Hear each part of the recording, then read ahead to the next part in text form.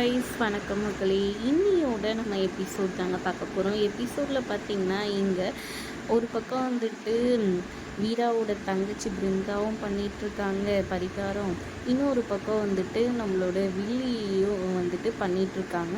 அப்படி பார்த்திங்கன்னா வந்துட்டு பிருந்தா வந்துட்டு நேர்மையாக பண்ணணும்னு சொல்லிட்டு தீச்சட்டியாக அவங்க கையாலே இது பண்ணிட்டு போயிட்டு கையெல்லாம் சுட்டுடுது.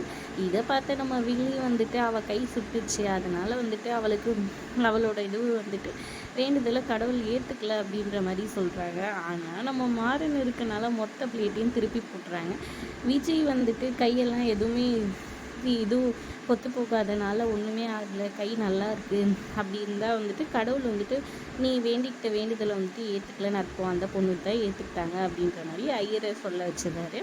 அப்புறம் பிருந்தா ஃபேவராக வந்துட்டு வந்த லேடிஸ் எல்லாமே மாறிடுறாங்க. ஏன்னா கடவுள் ஏற்றுக்கணும் பிருந்தாவோட வேண்டுதலை தான் சொல்லிவிட்டு அவங்க தலையில் போய் மஞ்சள் தண்ணி ஊற்றுறாங்க. விஜய் சண்டை போடுறாங்க.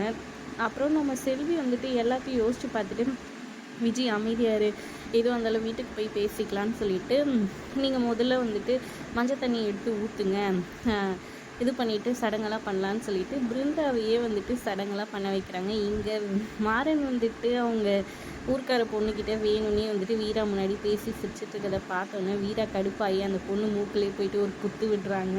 என் புருஷன்கிட்டலாம் இதுக்கப்புறம் பேசாதன்னு சொல்லிட்டு ரொம்ப ஃபன்னாக இருக்குது. அதுக்கப்புறம் இங்கே தாலி பிடிச்சி கவுக்கிற ஃபங்க்ஷனுமே நல்லபடியாக நடந்து முடியுது.